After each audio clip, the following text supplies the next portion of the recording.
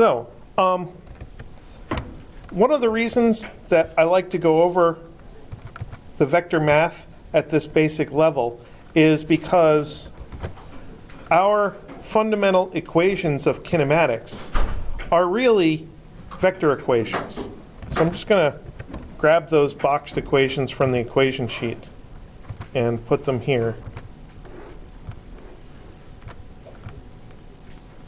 So those four equations, as we first introduced them, are one-dimensional kinematics equations, but they're really a part of vector equations. They're component equations.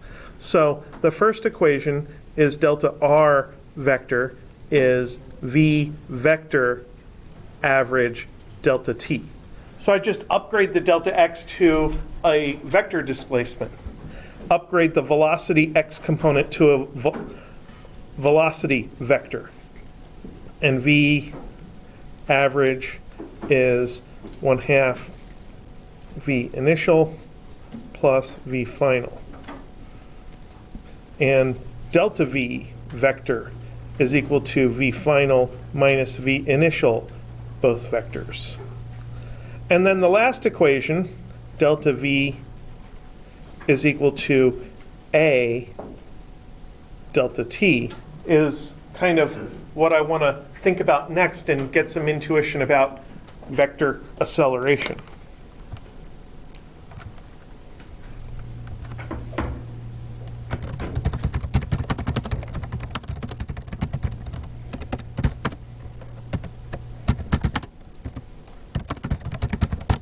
Now, really, that equation is only a constant acceleration equation.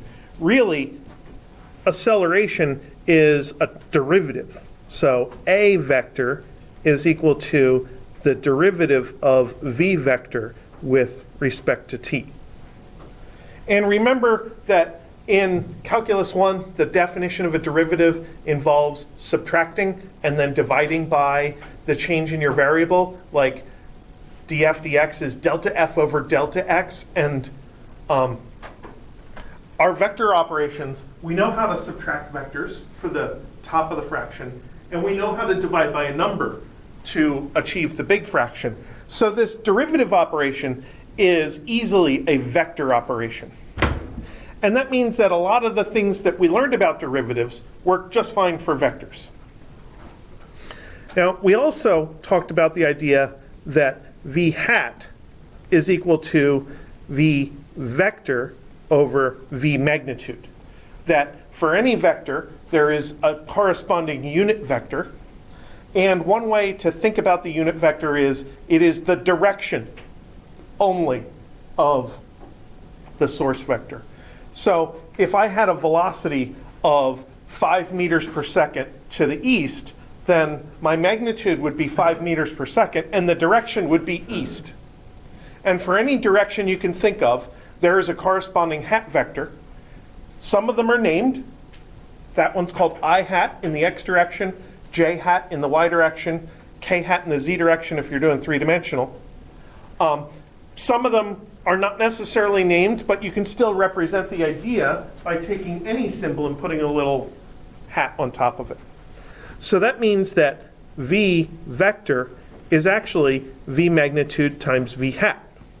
Any vector is its own magnitude times its own hat vector. And that's actually useful here because that's a product. And we're taking a derivative of a product, which means we can use the product rule. So this is the d by dt of v hat. And this, you can take the derivative of the first times the second plus the first times the derivative of the second. That's the product rule. For you math majors, the product rule is sometimes used in analysis to define what the idea of a derivative is. And then the rest of the things we know about a derivative really come out of that. But for most normal people, like me, the product rule is just something we proved on once after we had defined what a derivative is. Anyway, that's a distraction.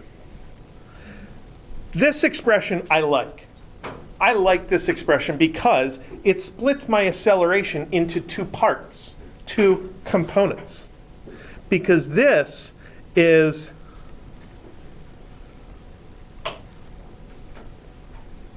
the change in speed. V magnitude is the speed, and dv dt is how the speed is changing. And that means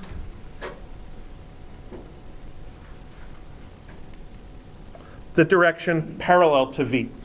So the acceleration has a portion which is called a parallel, which is in the v hat direction. And then there's another portion there. And that other portion is a velocity change that is not changing the speed, it's only changing the direction. So I'm just going to take that whole thing and say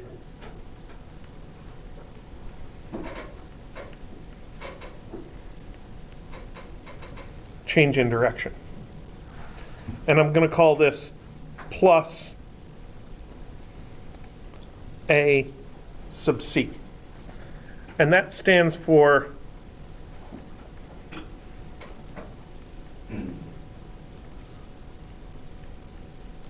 the centripetal portion of acceleration. And that is perpendicular to the velocity vector. So there's a parallel portion of the acceleration and a perpendicular portion of the acceleration. And they do slightly different things to our object. The parallel part makes it go faster and slower. The centripetal acceleration makes it change direction. Now, when you drive around in a car, you have controls for these things. Hitting the gas pedal gives you forward parallel acceleration. Hitting the brake gives you backward parallel acceleration. And turning the steering wheel gives you centripetal acceleration. It makes you change direction. So that's really what these things are. And you can have more than one type of acceleration at the same time. You can be speeding up and turning, or you can be slowing down and turning. That's usually supposed to come first. You slow down and turn, and then as you're finishing your turn, then you can speed back up again.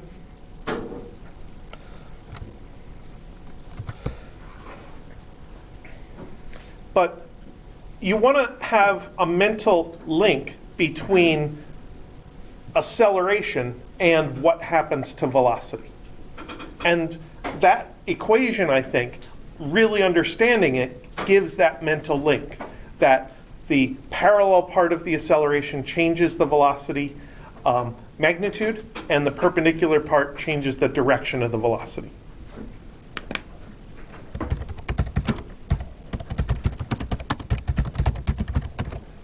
So I just kind of want to itemize it.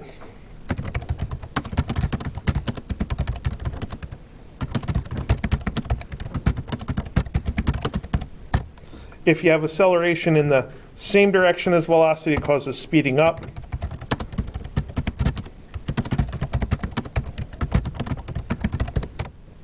Acceleration opposite to the velocity causes slowing. And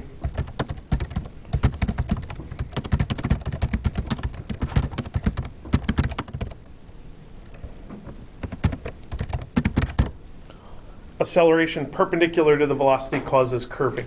Now we'll get into the perpendicular acceleration, centripetal acceleration. I think I'm going to hold off, and I don't think I put any examples of that in homework 2, and we'll leave that for when we deal with forces. Gesundheit. But I do want to think about some intuition about acceleration.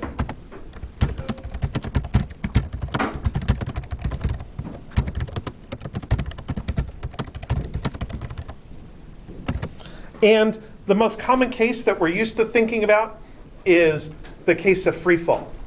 And our most fundamental assumption about free fall is that acceleration is equal to g in the downward direction. So when I say g in the downward direction, that could be g in the minus j hat direction, because up would be j, ijk is xyz, ij, so down is minus j. So that's magnitude times direction. Another way of saying this is to say a sub x is equal to 0 and a sub y is equal to minus g.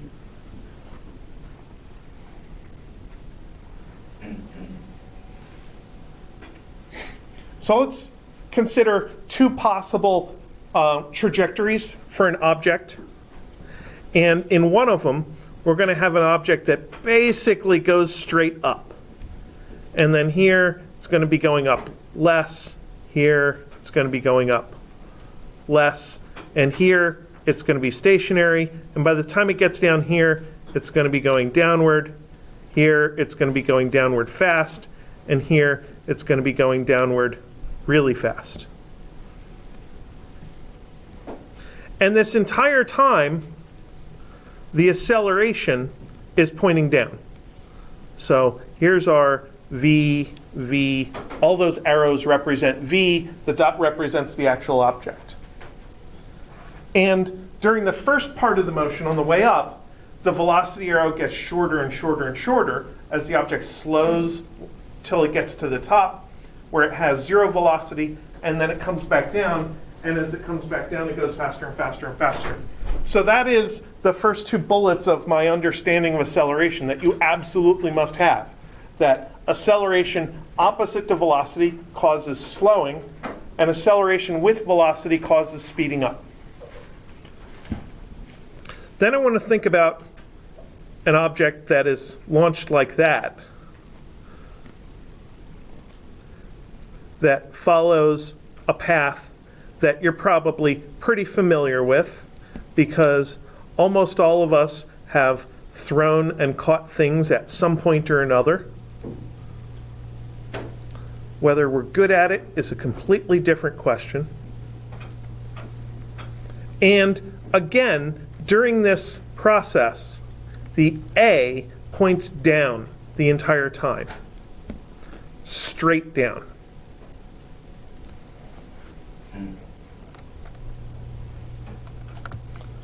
And here we have slowing. While the velocity is pointing a little bit up and the acceleration is pointing down, they're kind of opposite each other. That causes the slowing. You get to the top, and at that point, we have the slowest point. Not necessarily 0, but that's the slowest point. And then here, we are speeding up. And during this last portion of the motion, your acceleration is still pointing down, your velocity is pointing a little bit down and a little bit across. And because the acceleration and velocity are kind of pointing in the same direction, they form an acute angle in here. That's what makes your object actually end up speeding up. So at the top, you do not have the 0 velocity necessarily. You just have the slowest velocity.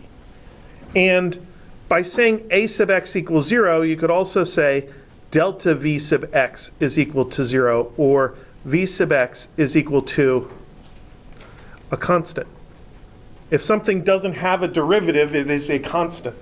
And whatever x portion of velocity this thing has when you first launch it, it's going to hold that x velocity the entire time through the air. So at the top of the motion, the velocity does not go to 0. The only way the velocity can go to 0 at the top is if the initial velocity in the x direction was actually 0. So imagine what would happen if an object got to the top of its motion and it really did stop dead in its tracks. So you'd have an object that flies through the air, stops, and then falls straight down from there. That would be unusual. So don't make your math do that. Because if your math does that, then your math is modeling some weird phenomenon that doesn't happen in real life.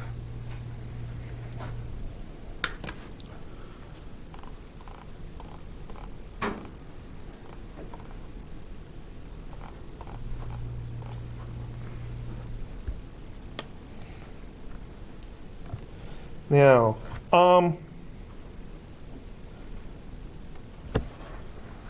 we have two other equations of kinematics that I think are kind of important, which is why I put them on the equation sheet. I almost feel like I should take the kinematics section and just boil it down to those 6 equations, because they're the only ones I actually ever use. So these two equations. These are formed by, in my opinion, algebraic manipulation of the basic equations.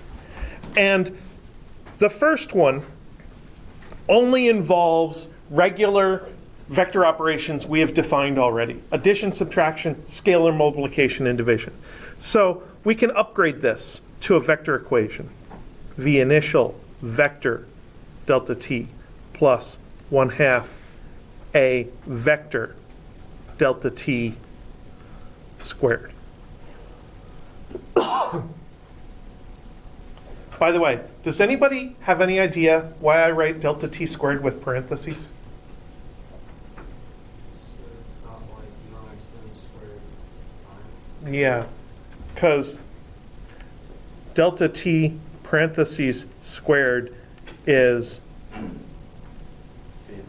t final minus t initial quantity squared, not t final squared minus t initial squared. That's why. And those are two different things. And the difference between those two things is related to the variance of a set of variables. So in statistics, if you take the average of one thing, you get,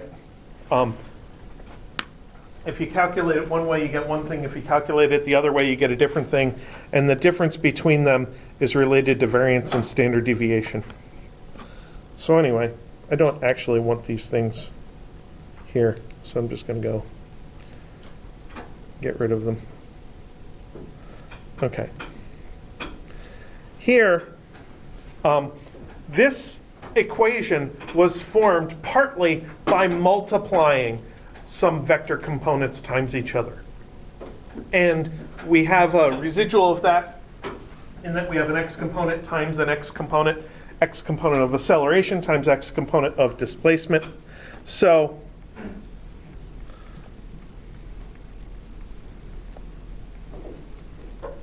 we don't have a way of vectorizing that yet. We will after exam 2 when we talk about the work kinetic energy relationship, and then we'll turn this into a plane v squared, and we'll turn this into a dot product. But I don't want to burden you with a dot product and a cross product now, so we're not going to talk about them yet. But I did want to point out that that particular equation, it's still a valid equation for x components. And it's a separate valid equation for y components, but it is not a vector equation. It is just a pure scalar component equation.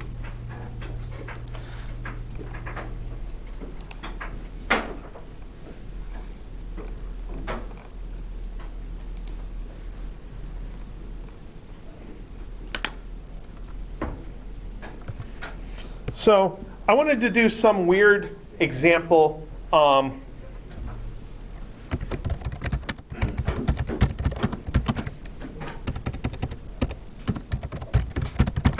that uses vectors. I want to calculate average acceleration in some situation. So let's try this.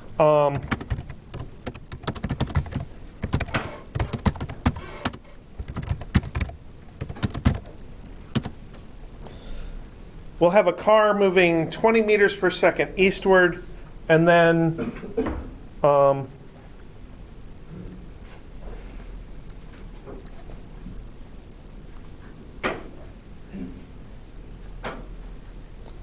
20 seconds later, it is moving 15 meters per second northward.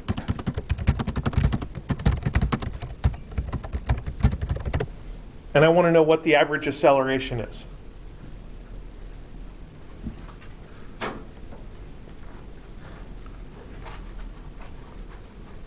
So in a graph of velocity, there's my v initial, there's my v final. And when you try to do a graph of a difference between vectors, you should anchor them both at the origin, and then the quantity we're interested in is here. This is delta v, which is a delta t.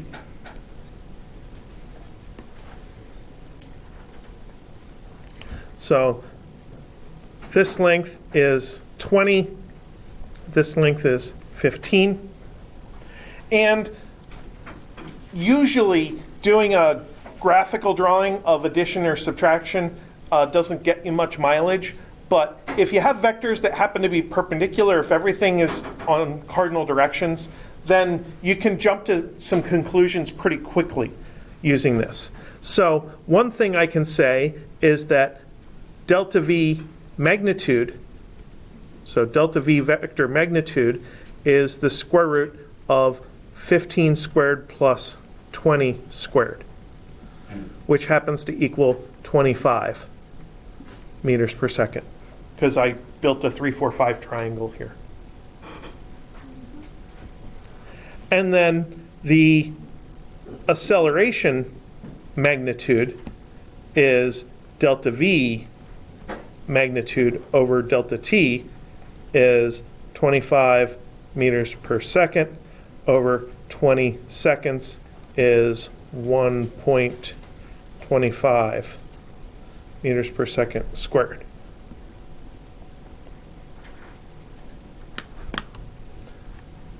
So notice that this acceleration, I calculated it as a magnitude for now, but it's not just a,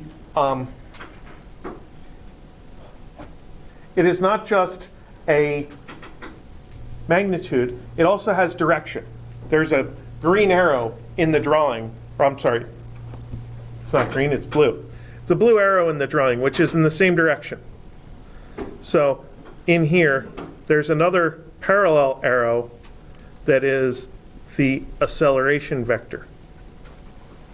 And if I wanted to get the x and y components, I would just say a sub x is delta vx over delta t, which is negative 20 over 20 equals 1.0, and a sub y is delta vy over delta t, which is 15 over 20, which is, this one's negative. This is 0.75.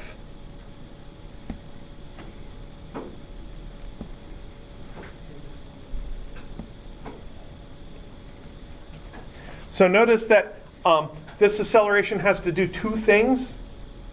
It has to be leftward in order to take away the rightward velocity, and it has to be upward in order to provide the upward velocity, because the velocity is changing in both components throughout this analysis. So basically, as vector equations, our regular equations of kinematics work just fine, and this is a valid possible motion for an object, and even if it's not constant acceleration motion, this is still an average acceleration during this process. And it can be computed through regular vector operations.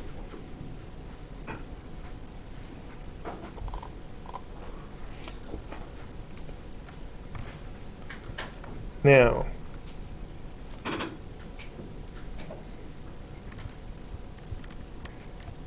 I'm not going to subject you to the example that I tried to do yesterday where I messed up halfway through it. I think that's a bad idea. So I'm going to move on to the next thing.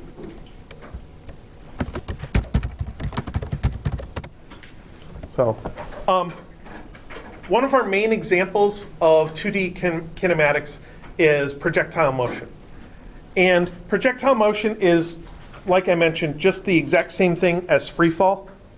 So we operate under the assumption that a sub x is equal to 0 and a sub y is equal to minus g.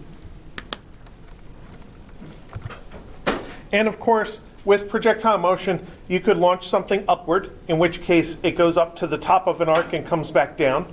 You can launch something horizontally, in which case it'll fly out and it can only go down. Or you can launch something downward. So you can start with initial height, throw something downward, and gravity will take your initial downward velocity and make it even more downward.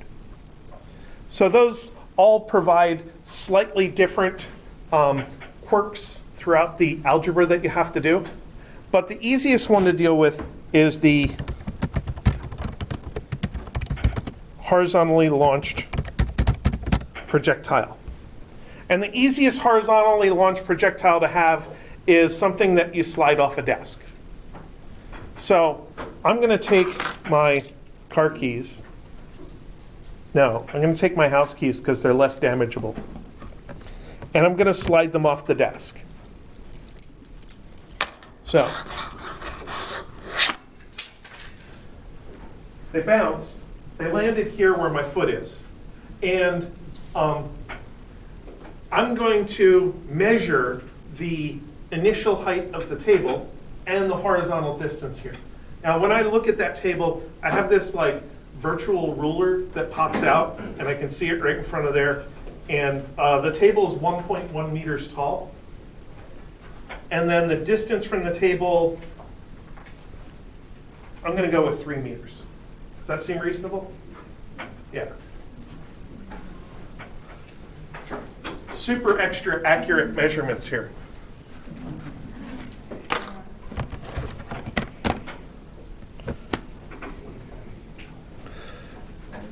So I would call this a height of 1.1 meters and a distance of 3.0 meters.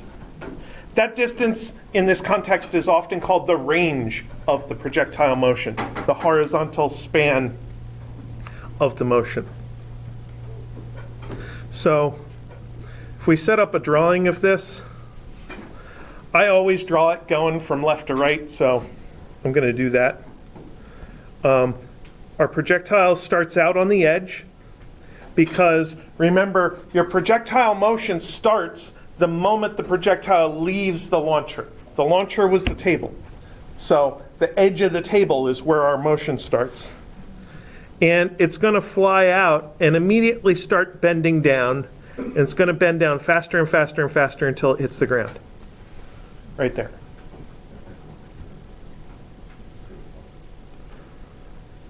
So this was delta y equals minus h. And this is delta x is equal to d.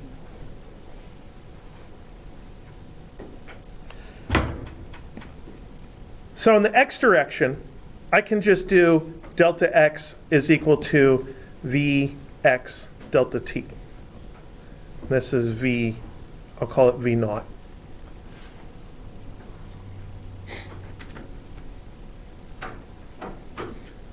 And when you're dealing with projectile motion, one of the things you have to do is think about how the initial velocity components are related to the initial velocity vector.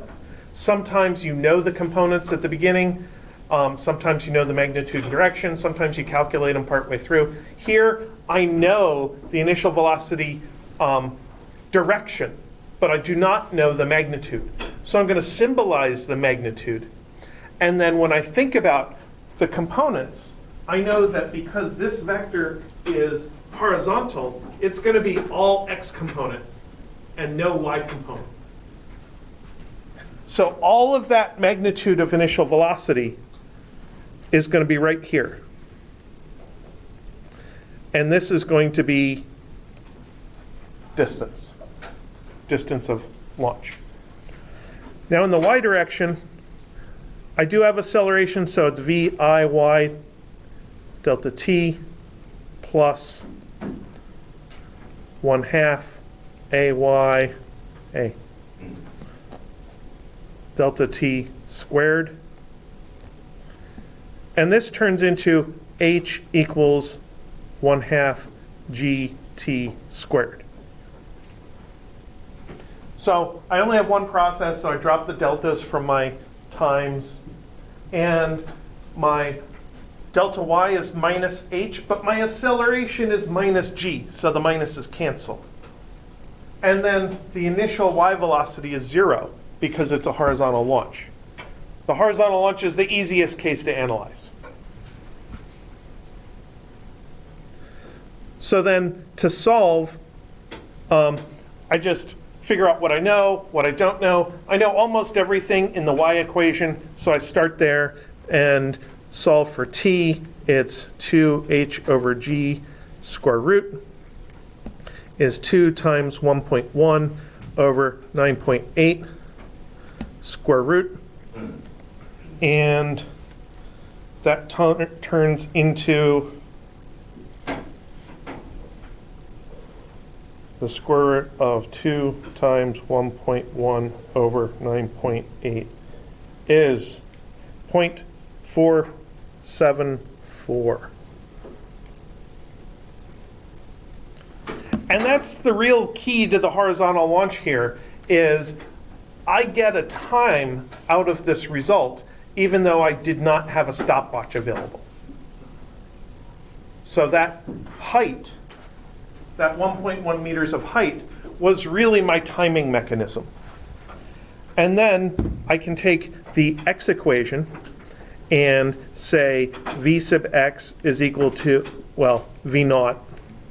V naught is d over t is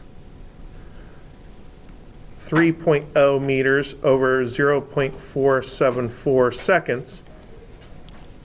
3 divided by answer is 6.33 meters per second. So I've managed to effectively measure the speed at which I pushed keys off the table without actually having any timing mechanism. All I used was the process of free fall and the assumption that this table is level in order to achieve that result. Now, of course, the calculation itself is really boring. I could have done this calculation in about 30 seconds, but I wanted to, talk about everything on the way so that you can think about it. But as a result, I want to think about a little bit more than just this. So what about this?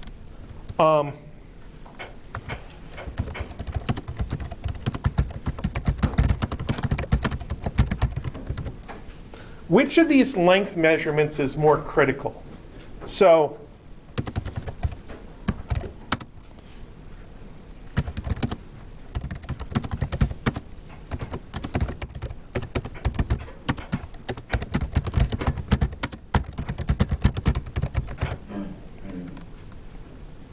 which would cause more percentage error in the end, given the same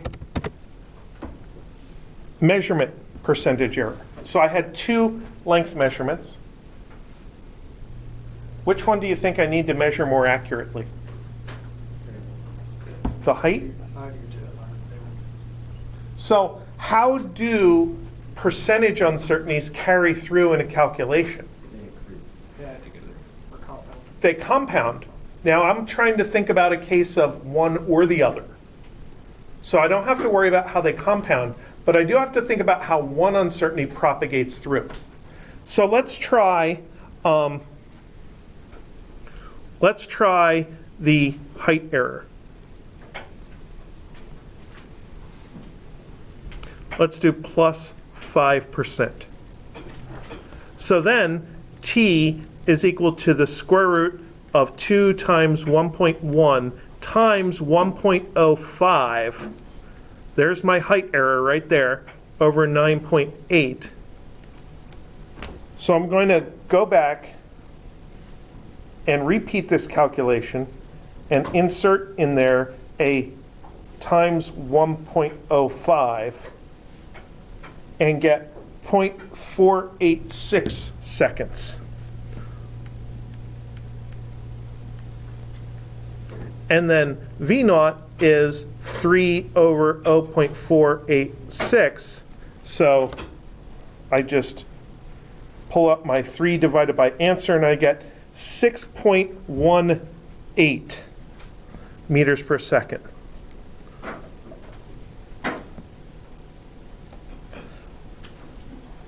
Now let's try a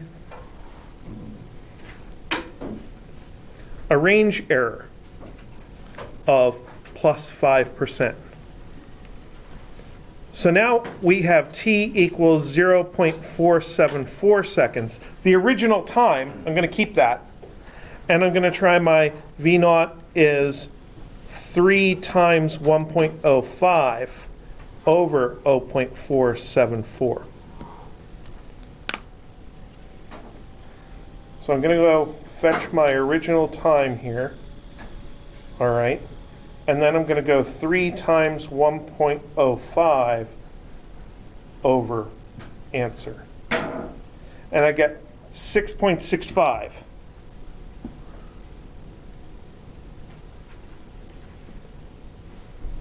So error 1 was 0.33 minus 0.18, which is 0.15.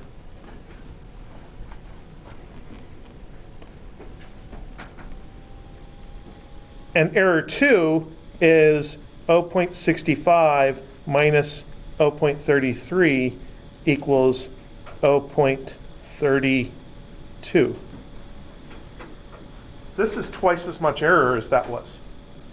Same percentage error of the input values, alternatively, one calculation after another, and it turns out the range is more critical. And we can get some insight into that if we look at the percentages. So, percent error 1 is 0.15 over 6.33. So take the error over the actual value, 0.15 over 6.33. Are you trying to break it? I'd blame him if I was you. 0.024. 2.4%. And percent error 2 is 5%. It has to be 5% because I had the exact same fraction and I multiplied it by 1.05. So the error has to be 5%. So with the quantity that goes into the calculation proportionally, the percentage error of the measurement led to an equivalent percentage error of the result. And that's what we say about when you multiply or divide quantities, that you take each individual percent error and add them. Well, here, this is the contribution that I would be adding toward the total percent error in the end. Now, for the other one, it turned out to be only 2.4%. Nominally, it would be 2.5%, exactly half the percentage. Where's that half come from? Any ideas? What power is a square root? It's a 1/2 power. It's because of the square root. Because this height was square rooted as part of the process, which cuts its percentage error in half.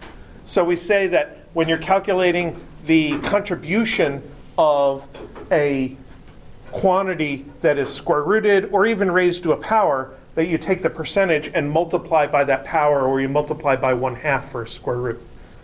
And if both of these errors both happened, if each of these came in with 5% uncertainty, my overall percent uncertainty in the end would be 7.4% uncertainty, or 7.5% uncertainty, really. So that's one of the things that I wanted to do here with this calculation was, we've done the calculation, let's do it a couple of times under different conditions and see how things change, see if we can understand a trend. And that's one of the things we can get. Here's another thing I want to do with this calculation.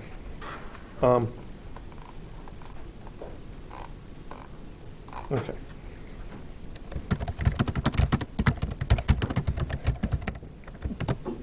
What's the impact velocity?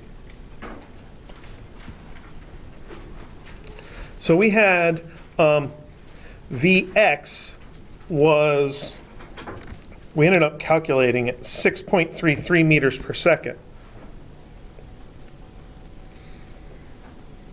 And we have V initial y is equal to 0. So now we're trying to find the y velocity at the end of this projectile motion. And there are actually lots of options on how to calculate the final y velocity. And if we look back at our equation sheet, we can see several equations that involve the final y velocity. And we can use any of them. We could calculate it from the average velocity. We could calculate it from the delta velocity. Or we could calculate it from the v squared equation. So I want to go through each of those so that you can see what it looks like, so that maybe it will help you choose which equations you want to use as you're doing your own analysis. I actually planned on this. It wasn't just for you. Okay.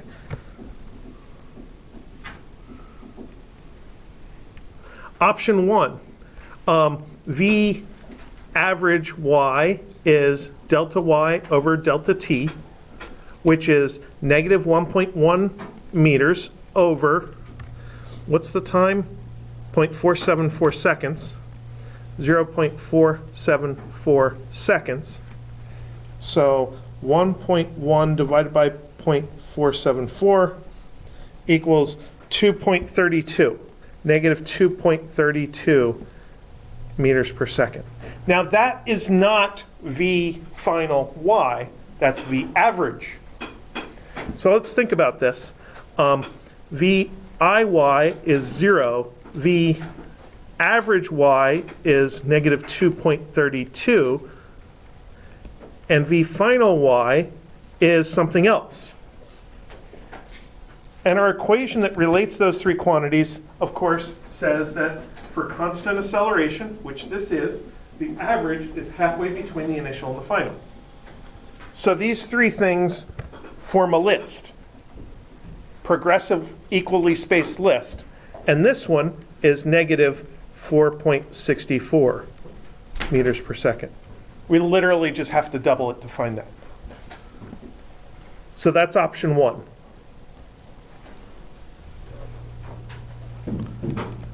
Option 2, delta Vy is Ay delta t. That's our kind of definition of acceleration equation. So what's that do? That turns into minus 9.8 meters per second squared times 0.474 seconds is 9.8 times 0.474, 4.65, negative 4.65 meters per second. Basically the same answer. It's only different because of round off error, because I only kept the time at 0.474, I didn't keep another digit. So as you do more calculations, you can't trust that last digit. There's actually more fuzziness in that last digit than we are letting on. And then option 3 is V final y squared is VIY squared plus 2A sub y delta y. So that would be 0 plus 2 times minus 9.8 times minus 1.1.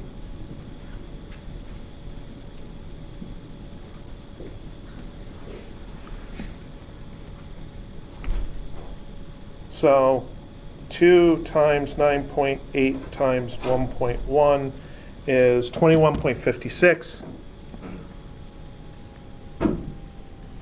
So V final y is negative square root of 21.56, which is negative 4.64. Only quirk with this method, of course, is I have to choose whether this is plus or minus. So that choice is negative here because I know that the keys were on their way down when they hit the floor. So you put those together.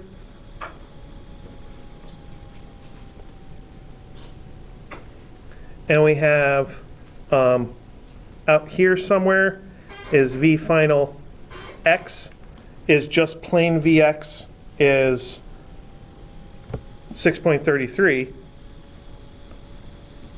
And down here is V final y is negative 4.64. And I tried to draw the x value as out a little bit further than the y value is down, because 6 is more than 4. So you line these up. That's the point. That's the vector. And that's my V final vector. And I could calculate this thing. Theta final is maybe the inverse tangent of y over x, negative 4.64 over 6.33. That I don't happen to have yet, so I will calculate it.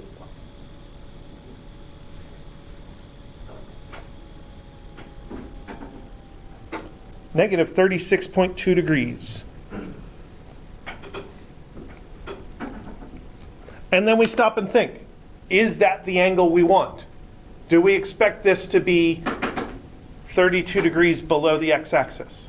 Yes, it's exactly what we want. We're good. We got the angle. So theta final equals negative 36.2 degrees. No plus 180 degrees needed. And then we can find the impact speed, which may have something to do with how much damage happens when the object hits. So V final would be just the square root of 6.33 squared plus 4.64 squared. If we know the components of that vector, throw them into the Pythagorean theorem and get the magnitude. 6.33 squared plus 4.64 squared is 7.85.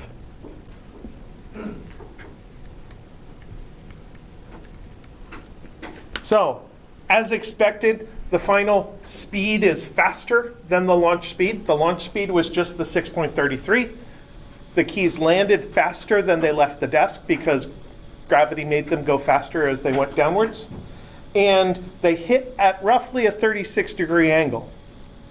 Now, that 36-degree angle, if you took the landing point and projected it back up in this direction, would not get you to the starting point, because that angle is part of the parabolic curve.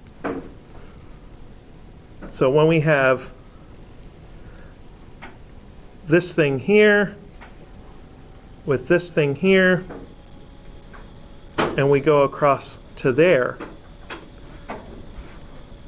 it lands kind of like that. So imagine it like having an arrow out the front and that arrow burrows itself into the ground when it hits. When I was a kid, we had this game called lawn darts. Has anybody ever heard of lawn darts? It's this game that was banned in the 1950s because kids were killing each other. And my parents kept theirs from when they were kids. So my aunts and uncles said, yeah, kid, go out and play with the lawn darts. So I got to play with the lawn darts in the 1970s, even though they were banned a long time before. But this is interesting, maybe. If we project that line straight back, and that is H, then that is also H. That's weird, but it's true. It's equivalent, that's what you're saying? Those two heights are the same. That's really weird. Yeah, it is. It's only true if this point is the top of the parabola. If, like here, obviously this portion here is more than that little portion there. Yeah? So if you had a full parabola launching from the ground, could you Yes. take the highest point and do the same thing? Yes. Really? Yeah. So, launching from the ground, you could find the highest point by projecting up to the horizontal position of the highest point, taking half the height. I wouldn't recommend it, but it would Seems a little work. complicated. Yeah, it's a little complicated. Now, as another quirk, let's say you do a 45-degree shot. Then the run in the x direction is the same as the rise in the y direction, because the 45-degree triangle is symmetric. So then that point up there actually turns out to be, the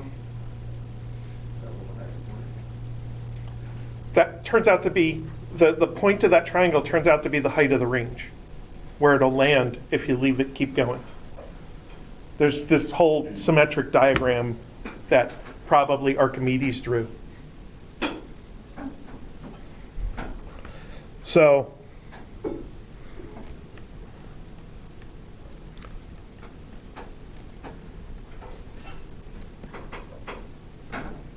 that's only true above the apex. Now we'll get into the actual trajectory equation and how to deal with that next week. I don't want to go too much further now because the Wednesday class is still a little bit behind us.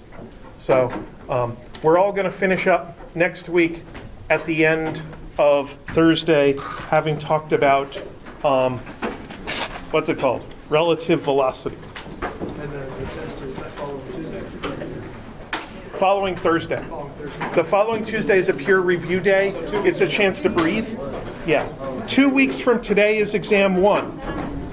Now, at the beginning of the semester, I said occasionally I was going to take attendance and count it as bonus points. I think now's the perfect time to do that. Sure. Definitely not randomized at all. Now, could you put the date at the top?